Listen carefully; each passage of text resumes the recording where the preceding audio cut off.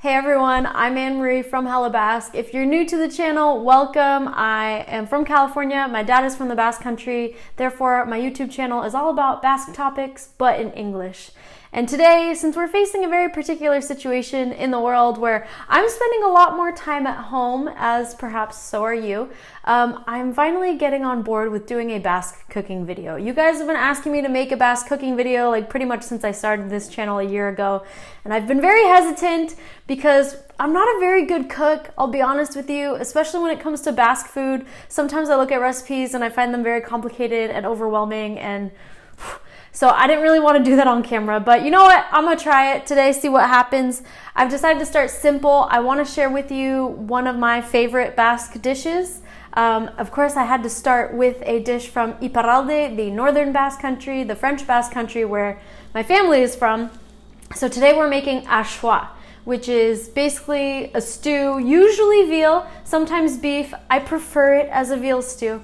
But I couldn't find any veal in the store. So I'm making a beef stew today. And pretty much Axoa is something that like every time I go to the Basque Country, the section where my family is from, I go to any like rural restaurant, like 9 times out of 10, Axoa is gonna be on the menu, and it's usually what I order. So I wanted to share this with you guys because of course I want to share something about Basque culture that maybe isn't so familiar to you, and of course I wanted to start with something I thought that I might be able to make because it's a stew. Like how can this go wrong, right? So I had told my dad that I was gonna make Axoa for this video, and he was like, what is that? So I don't know if this is like a new Basque term to mean veal stew, but he said at home they always just called stew salsa, like sauce, salsa. So either way, it's something that is very common in the Northern Basque Country, and so let's get right into it. Today, I'm going to be using a cookbook to kind of guide me through this journey. It is The Basque Kitchen by Gerald Irigoyen and his wife Cameron Irigoyen. Chef Gerald Irigoyen, he has a restaurant in San Francisco near where I'm from, and it's called Iparralde. And so before all of this happened, I used to do historical walking tours about Basque immigrants in San Francisco, and at the end of the tour we would finish at his restaurant and have a little appetizer. So they've been closed for weeks. I'm not allowed to do walking tours with everything going on, so I kind of miss the food, so I wanted to use his cookbook. I'm going to link in the description below to the cookbook if you want to try it out yourself. So this is my guide. The ingredients I really appreciate are things that I could find. A lot of times when I look up Basque recipes, especially being outside of the Basque Country, they have, Basque products that maybe aren't the easiest to find. But this one's really simple. Let's see. So I've got my beef shoulder of beef. The recipe calls for veal, but like, what are you gonna do? They didn't have it. Let's see. A little red bell pepper. Clearly, I didn't take these out of the bags before showing you. Some Anaheim peppers. These are peppers that my dad grows in his garden here in California and uses them for making his own piparade, which is like a pepper-based sauce. It's kind of like a sweet, mild pepper, pretty easy to find here in California. So that's what I'm using. It's springtime. My father's peppers are not ready yet. I don't know if he's even planted them. So normally I would use his peppers, but I had to buy them from the store. We got some onion, of course, some garlic, obviously. These are the staples of Basque cuisine. And then this recipe feels a little fancy. It calls for something called a bouquet garni, which honestly I had to look up what that is. It's basically like an herb bundle that's going to go into the stew. And so from that, I stole some thyme from my parents' garden because they do have that, and then it calls for some parsley, which I got at the store, and I also asked my mom if I could borrow, this is a little Tupperware container, some piment d'Espelette, which is a special pepper from Lapurdi in the Basque Country. Espeleta is the town, and so we're gonna throw some of that in there because luckily they had some. This is my kitchen. It's not very well stocked, but luckily I live very close to my parents, who are very generous in sharing things with me. So without further ado, let's give it a try. Obviously the first thing I'm gonna do is wash my hands in these times before you guys come for me in the comments. Step one, right? Ooh, and this apron I got, thank you. I believe it was a gift from a family in Idaho. Every year there's a summer camp here in the United States, a Basque summer camp. And was it last year? I don't even remember. A few years ago, I had some girls staying at my house for it, and one of them was from Idaho, and their family very nicely gave me a little gift package from the Basque market in Boise, so shout out to them. That's what's going on here. So, I need a cutting board. First things first, I'll be honest with you, I don't really like chopping. If I'm gonna cook, I much prefer baking. I find that very therapeutic. Chopping vegetables is really tedious to me. Lazy, am I? Maybe. But also, I never cook with meat, and so this is part of my hesitation with doing a video for you guys, because I like eating meat. I'm not a vegetarian, but at home, I eat vegetarian. I think it's a textural thing, honestly. I don't like touching meat, but I'm gonna do it for you guys in this video. So let me show you my setup here. So this is my station, and first things we gotta do. Okay, this recipe calls for duck fat, but we're not that fancy, so I'm gonna use some olive oil. First things first, I need to chop these things, whether I like it or not. It's gotta get done. So let's chop. Okay, chop onions. We gotta chop the Anaheim. It says seeded and finely julienne. Oh, let me wash these off. This is some really big Anaheim peppers. I don't know if my dad's not doing it right, but his never turn out this big. Or maybe that's just, American produce is a bit excessive. This is a part of cooking shows they don't show you. Do you guys use a dump bowl for all your vegetable scraps? Finely julienne. I don't know how to do that. I'm impressed that I even know what it means to julienne. I think I do anyway. If I get it wrong, I'm sure you guys will tell me in the comments. All right, seeds out.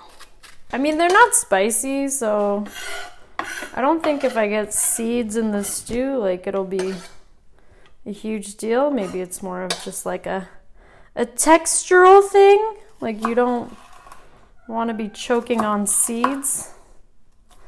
All right, my knife isn't very good. Millennial problem, so I kind of have to slide it all the way through. It says finely julienne. Oh, cat, go away. Seeded and finely julienne. What is a fine julienne? Also, do these have to be so long? I don't know. Does that look fine to you? Okay. I'm gonna bring you guys up for a second because do any of you guys have this problem at home? You're just trying to cook, or you're just trying to do something productive, and you have a cat, an animal, a small child just bothering you the entire time. Okay, the cat's out of here. Let's get back to work. I think it's gonna take me 20 hours to chop all of this good stuff.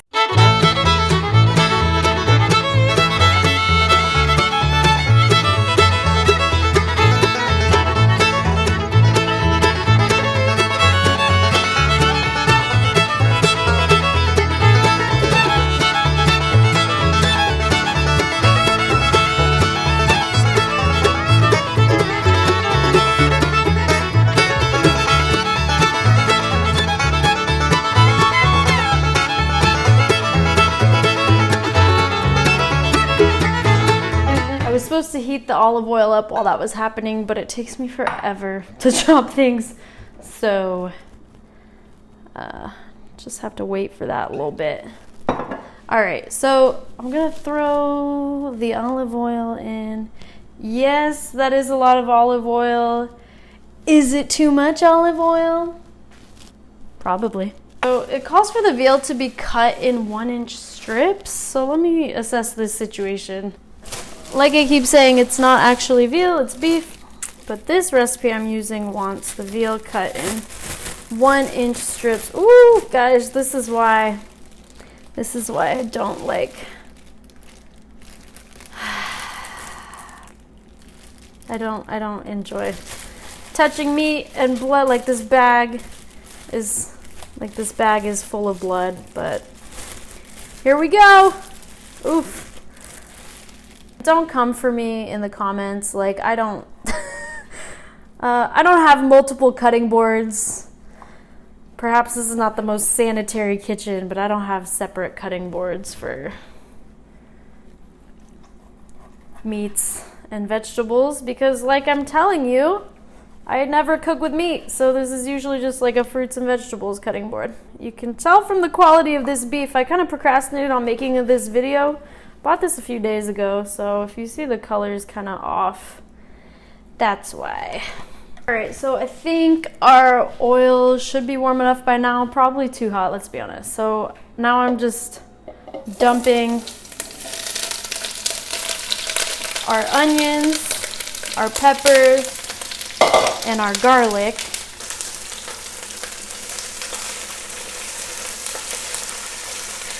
So while that's happening, next I'm gonna add salt, pepper.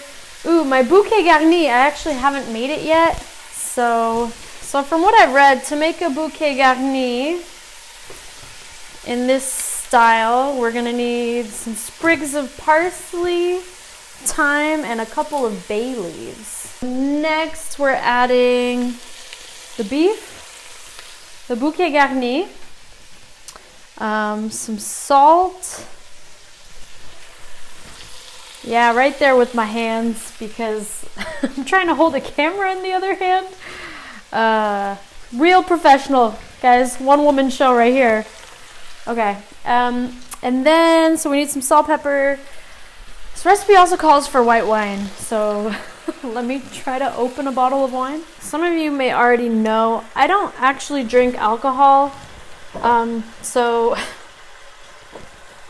first of all, I think this is my first time using a corkscrew since I was a child.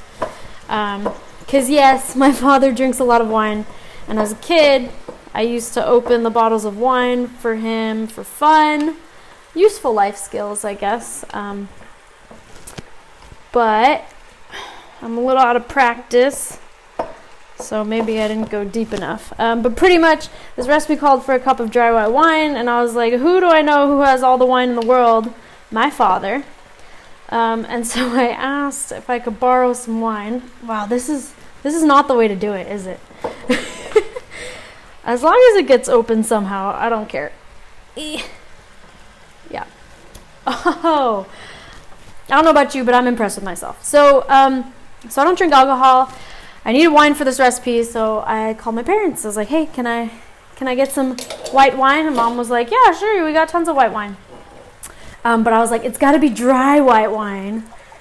And I don't even know what that means. But she was like, obviously, your father doesn't drink sweet white wine. And I was like, oh, okay. Why do I not know that? So they hooked me up with a bottle of wine. I only needed a cup, right? I only needed a cup. Ooh, look at that. Ooh, it smells amazing. So I only needed a cup of wine. So I was like, you know, I could just get like a to-go thing. But my parents insisted on giving me the entire bottle of wine because my dad is nice enough to come and do some yard work for me, with me, every now and again in my backyard. So he said he wanted me to keep a bottle of wine here in the fridge for when he gets thirsty when he's doing his yard work, because as somebody who doesn't drink, the only thing I have to offer him in my kitchen is water and tea, and he doesn't, that is not his preferred method of hydration. Honestly, I wish you could smell this right now because it smells amazing. If you guys make this at home, if you have the same cookbook, like, you could be smelling what I'm smelling. So I've added the salt and pepper. So let me just mix that in. Oh, there's the wine. Hello. So pretty much I haven't had to like pre-saute or anything the meat. You're kind of just gonna let it sit here. So I need to bring this all to a boil. I want to add that piment d'Espelette because, to be honest with you, like, we have it. This is not the original jar, of course. We have it, but we never use it. The recipe doesn't call for piment d'Espelette, so I'm just gonna sprinkle a little bit just to give it some heat. So we're just gonna let that, bring that down to a simmer and let the beef cook. It says maybe 45 minutes, so it's gonna take a while. Let's see what we end up with. It has been 45 minutes, and let's see what's going on here. So it said to simmer this in the white wine for 45 minutes until the meat is cooked and it all, ooh, steamy. It looks good to me. I'm really appreciative that the peppers went down because it was looking like way too many peppers, but I think this looks all right. So let me plate this up and see how it tastes. Honestly, for 45 minutes, my cat has just been like losing his mind because he wants some of this beef. But is he getting any? No. It looks good. Wow. Oh my God. That is really good. Like, honestly, I wasn't really expecting this to be much, but like, this is really good. All right, let me cut off some meat and see how this turned out. Yeah, the beef is a little tougher than I would have liked. And the quality definitely would have been different if I had actually used veal like I wanted. So overall, the peppers are phenomenal, which is like weird for me because I don't really like peppers all that much, but like, you drown them in white wine and pair it with some beef, like, it was pretty good. If I could do this over again, if I could change anything, I'd probably julienne the peppers like a little. I probably would have cutted them. If I could do anything over again, I think I would have julienne the peppers after I'd cut them in half more. Like, this is very stringy, which is maybe the way it's supposed to be. I don't know. It's been a really long time since I had Axoa in the Basque Country, so I'm not entirely sure like this is what it's supposed to look like. But in the break here in filming, I posted pictures and videos on my Instagram account at @HellaBasque of what I was cooking, and I asked people to guess what I was making. And somebody replied immediately and said, "You're making Axoa, obviously. All the ingredients are there." He didn't say anything about what it looked like, but the ingredients were here. So I guess that's all that matters, right? See, like, that pepper shouldn't have been so long. But all in all, I think it turned out okay. Like, I have an idea of what I did wrong if I were to make this again. But this is actually like a lot of food for me. I figure to thank my parents for letting me take a bottle of wine and their herbs and the piment d'Espelette. They basically saved this video. So I'm thinking I'm gonna go over to their house and share some of this with them, because my Basque father is very encouraging whenever I cook. I think he lost hope for me. And I know my dad likes stew. He likes peppers. So yeah, I'm gonna go share some of this with them. With the shelter in place situation happening right now, we are allowed to leave the house to go check in on or care for elderly loved ones. So I think this qualifies. We'll just go out really quick, share some of this with them and my parents, and call it a day.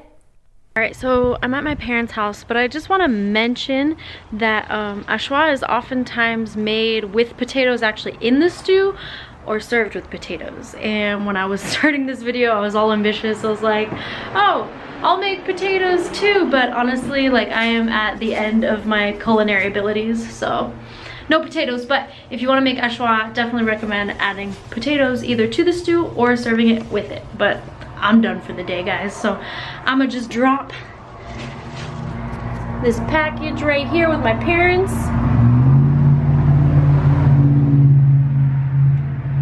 Keep my distance. Hi. I left you some stew. I told you. I texted you. You did. Oh, it's too warm. Yeah, I literally just took it off the stove. Good. Well, I have something for you too. No. Yeah. Lamb and beans. Oh, how Basque is that? We're having a little Basque food exchange. Lamb and beans in exchange for a little beef stew. Wow, oh my gosh, that's so much. You can just drop it. Thanks, Mom. You're welcome. Is the boss here? Yeah. He's taking a nap. Take a nap. Oh, sorry. Okay. I swear, I called ahead, but my father's sleeping. Don't want to disturb his nap time. So thank you so much for watching and watching me attempt to make Basque food. It's not my strong point, I'll be honest with you. You already know that. You just listened to me complain about cooking this entire video. But if you did want to check out that recipe or any other great Basque recipes, you can find the Basque Kitchen cookbook that I used on Amazon. The link is in the description below if you want to check it out. If you have any thoughts on what I should make for future Basque cooking videos, if you want me to make more of these videos, leave me a comment, like this video, lets me know that all of the effort I just went to was worth it. So thanks for that. And you can follow me at Hella Basque on social media, Facebook, Instagram, and Twitter, and subscribe to the Hella Basque YouTube channel so you can learn all about Basque culture every week, new videos on Thursdays. Thanks so much for watching. I'll see you in the next video. Bye.